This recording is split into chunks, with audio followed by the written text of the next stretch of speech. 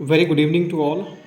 This is doctor Manoj Bandwar और आज हम एक हेयर फॉलिंग का केस डिस्कस करेंगे। अभी एक हमारे व्यूवर्स ने मुझसे मैसेज पे पूछा था कि सर पुअर और पॉवर्टी को हम कैसे डिफ्रेंशिएट करेंगे। तो आज हम इस केस के अंदर पुअर और पॉवर्टी को भी डीडी करेंगे कि कैसे हम उनको डिफ्रेंशिएट करेंगे। तो ये केस जो है वो 28 ईयर्स ओल्ड फीमेल का केस है और उन्हें हेयर फॉलिंग की प्रॉब्लम है।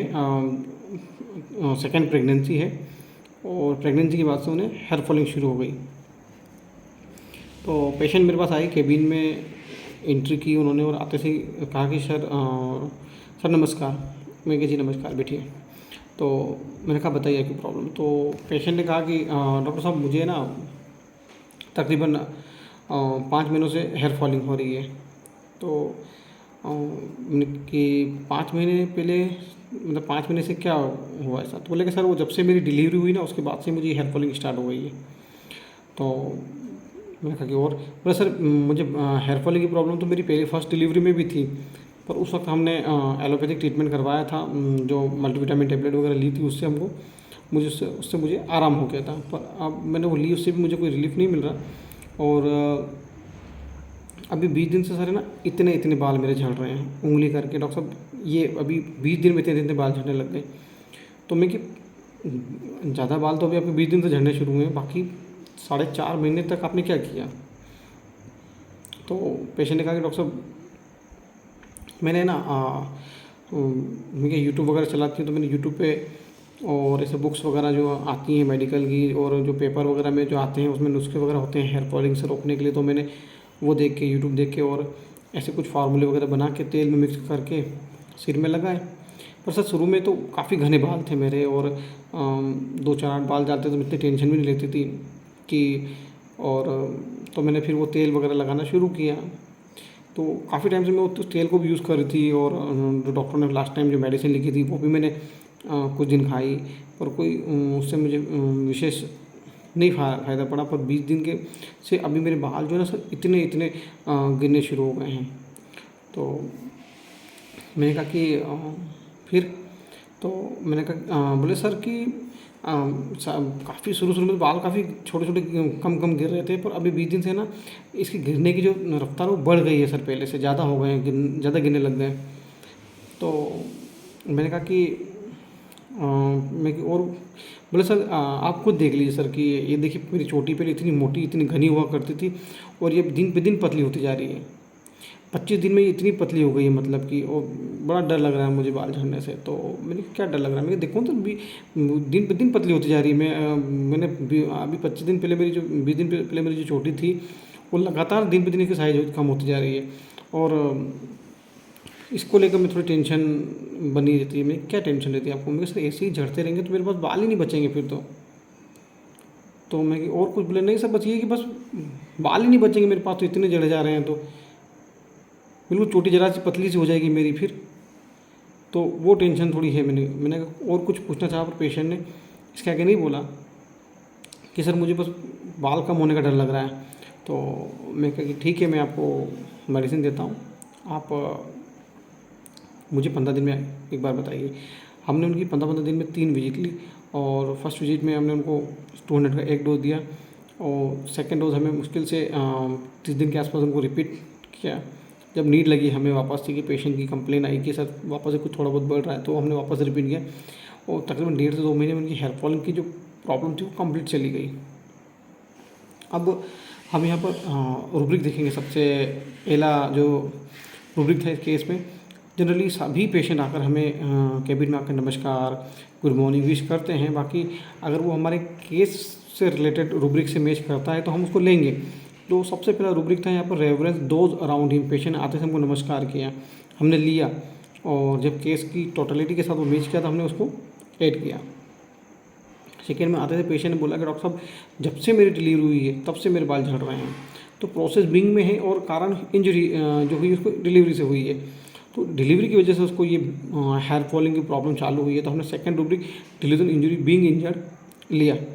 और पेशेंट की जब तक वेल्थ में थी, जब पेशेंट के बाल घने थे तब तक पेशेंट फ्रिवलेस थी। पेशेंट वेल्थ का फील कर रही थी कि मेरे पास बहुत घने बाल थे, तब बाल झड़ते थे तो मैं इतना ध्यान नहीं देती थी, तो जो उसका घनापन था वो उसका वेल्थ था। और उस वक्त वो फ्रिवलस थी। फ्रिवलस कैसे कि वो मेडिकल से खुद गोली दवाई मंगा के खा रही है जो डॉक्टर ने लास्ट टाइम उसको दी थी, और खुद से ही वो तेल लगा रही है, कर रही है, छोड़ रही है, और लैक ऑफ केयर है उसका बीमारी को लेकर, लैक ऑफ कंसर्न है उसका बीमारी को लेकर।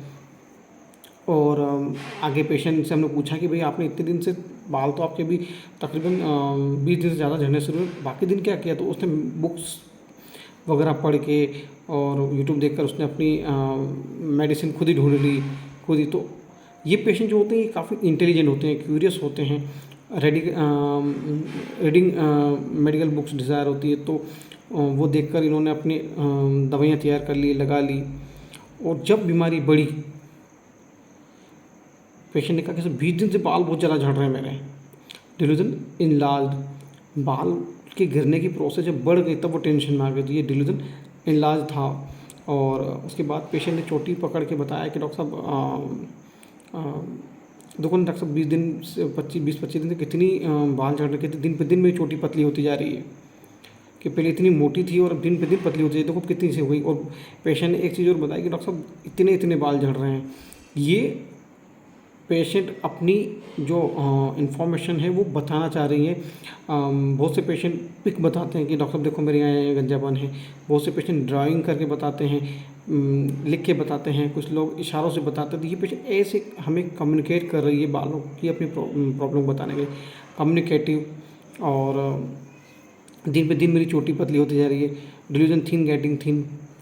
और उसके बाद में पेशेंट को मेन डर कि डॉक्टर साहब ऐसे ही बाल झड़ते रहेंगे तो मेरे पास बचेगा ही क्या, मेरे बाल कम हो जाएंगे और कम हो जाएंगे। तो ये है फियर ऑफ पॉवर्टी का डर, पेशेंट को गरीब होने का डर, पेशेंट को कमी में आने का डर है। तो हमने इन सभी रूब्रिक के आधार पर पेशेंट को सल्फर 200 का एक डोज दिया, और हार्डली 1 महीने के आसपास हमने उनको सेकेंड डोज रिपीट किया, और तकरीबन 1.5 से 2 महीने के अंदर पेशेंट की ये प्रॉब्लम सॉल्व हो गई। तो अब हम देखेंगे कि यहाँ पर पेशेंट को पॉवर्टी का डर था, पेशेंट को और गरीब होने का डर था। तो अब हम इसको जब पुअर को और पॉवर्टी को डीडी करेंगे, तो जो पुअर है वो डिल्यूजन में है, और पॉवर्टी जो है वो फियर में है।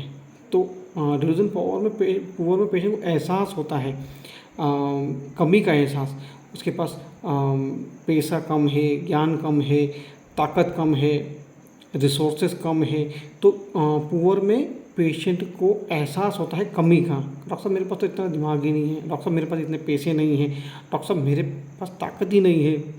तो इसमें पुअर में कमी का एहसास है, और फियर पॉवर्टी के अंदर कमी में आने का डर है कि मेरे पैसे ख़त्म हो जाएंगे, मेरे पैसे कम हो जाएंगे, या मेरी ताकत और कम हो जाएगी, या डॉक्टर साहब जिस हिसाब से ये ब्लड जा रहा है इस हिसाब से तो मेरी कमजोरी और बढ़ जाएगी। तो फियर ऑफ पॉवर्टी में पेशेंट को कहीं और कमजोरी ना बढ़ जाए, कहीं और ताकत कम ना हो जाए, कहीं पैसा और कम ना हो जाए, जो बाल हैं वो जितने हैं उतने और कम ना हो जाए, इन चीज़ों का डर होता है। तो पॉवर्टी और कमी में आने का डर है, और जो पुअर है वो कमी का एहसास है। पुअर डिल्यूजन में है, पॉवर्टी फियर में है। तो ये एक बहुत बड़ा डिफरेंस है, दोनों को एक कैसे एक नहीं बोल सकते हम, क्योंकि एक डिल्यूजन में है और एक फियर में है। तो ये डीडी था पुअर और पॉवर्टी का। और इसमें जनरली देखते हैं हम कि सल्फ़र के पेशेंट शुरू में वेल्थ में होते हैं, बाल उसके घने थे तब तक वो वेल्थ में थी, तब तक वो फ्रिवलस भी थी, ना तो वो अपनी बीमारी का केयर कर रही थी, ना वो उसका कोई कंसर्न ले रही थी। Lack of care, lack of concern के साथ में वो अपनी गाड़ी को चला रही थी।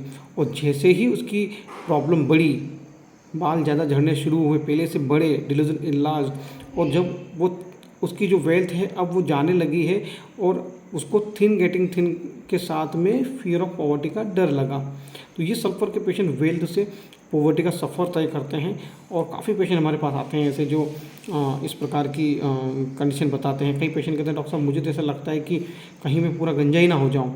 तो सल्फर के पेशेंट को गंजा होने का डर होता है। कई पेशेंट कहते हैं ये डिल्यूजन सिफर सीज या विजन हैज सिफर्स, बिल्कुल शून्य दिखता है, उनको गंजापन दिखता है।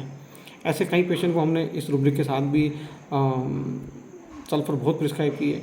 और इस केस में पेशेंट कम्युनिकेट कर रहा था हमारे साथ में। पेशेंट क्योंकि सल्फ़र के पेशेंट बहुत इंटेलिजेंट होते हैं, क्यूरियस होते हैं, बुक्स पढ़ने के बहुत शौकीन होते हैं, तो वो काफ़ी जानकारी तो अपनी से खुद से ही करते हैं। जब तक वो वेल्थ में रहते हैं, काफ़ी कंडीशन अच्छी होती है, तब तक तो वो अपना दिमाग लगाते हैं और जानने की कोशिश करते हैं, अपने नुस्खे यूट्यूब से अपनाते हैं। पर जैसे उनकी वेल्थ कम होना शुरू होती है, वो थिन गेटिंग थिन में आती, फिर उनको डर लगता है कहीं मैं और कमी में ना आ जाऊँ और गरीब ना हो जाऊँ, और कहीं ऐसा ना हो कि मेरे बाल ही गंजे हो जाएं। तो ऐसे कई दूसरे कंसर्न भी होते हैं। तो ये सब चीज़ें सल्फ़र की जर्नी में देखने में आती है। तो जो एक इस केस के थ्रू हमने पुअर और पॉवर्टी को समझा है। और वीडियो अगर आपको अच्छा लगे तो लाइक करें, शेयर करें, सब्सक्राइब करें और होम्योपैथी का प्रचार करें। और कोई अगर आपको कोई कन्फ्यूज़न हो तो आप कमेंट बॉक्स में डालिए, हम उसको नेक्स्ट वीडियो में क्लियर करेंगे। तो ये एक व्यूवर्स की डिमांड थी, जो पुअर और पॉवर्टी, वो हमने इस केस के थ्रू क्लियर की। Thank you.